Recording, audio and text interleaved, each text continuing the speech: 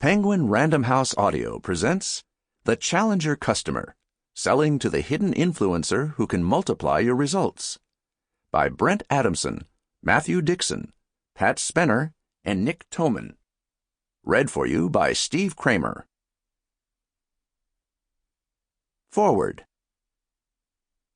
The odd combination of where I live and what I do for a living have turned me into a bit of a walking punchline over the past decade or so. Let me explain. I live in the greater Washington, D.C. metropolitan area, the seat of the U.S. government, and I run one of the world's most widely used sources of insight into corporate performance. So several hundred times a year in cities around the world, I introduce myself by saying, I'm here from Washington, D.C. to share some insights about best management practices.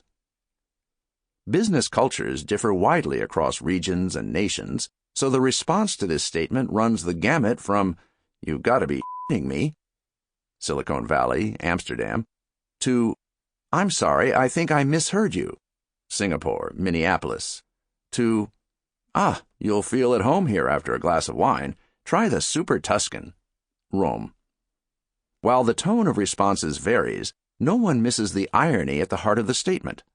Like many national capitals, Washington has become a byword for organizational dysfunction.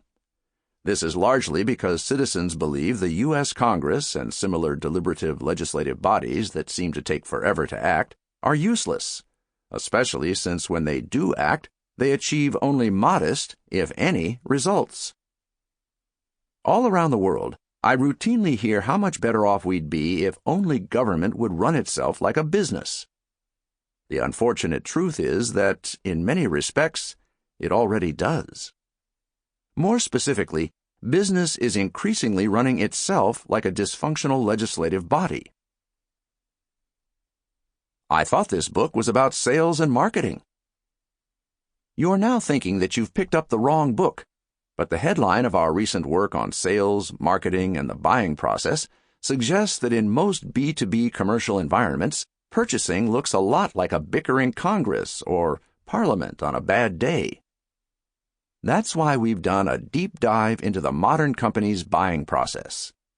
As we started comparing notes across companies and industries, we realized that the stories commercial leaders were sharing were eerily similar to our own experiences, particularly when we were working with leaders to engineer dramatic innovations or step function improvements in outcomes. As the research team's work continued, my own mind kept going back to a conversation I had with the controller of a German multinational who was using our work to radically simplify and accelerate information flow through his company.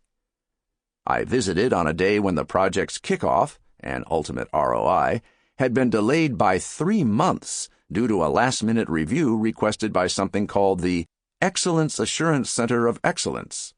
That is not a typo. The controller was in what could charitably be called a foul mood.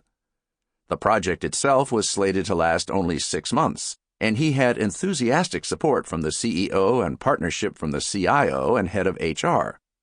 In terms of large-scale change management, he had really done everything right.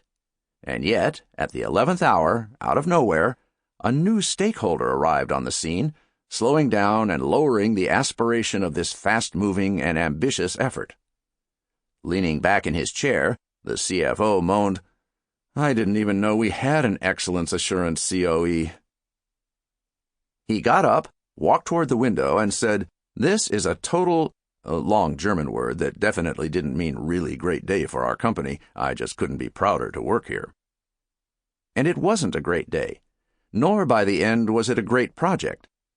By the time the COE review was complete, the project was rescoped twice, suffered 3 delays, and ultimately delivered a fourth of the original business value. When I shared this story with an HR chief of a major conglomerate, she remarked, "That's ridiculous." I nodded, thinking she was going to share a story about how decisive she and her C-suite peers were relative to this poor controller's company. She continued, laughing, "I once lost 2 months to our firm's project naming committee. He should be happy with that outcome." The new reality for sales: big complex processes and big German Sample complete. Ready to continue?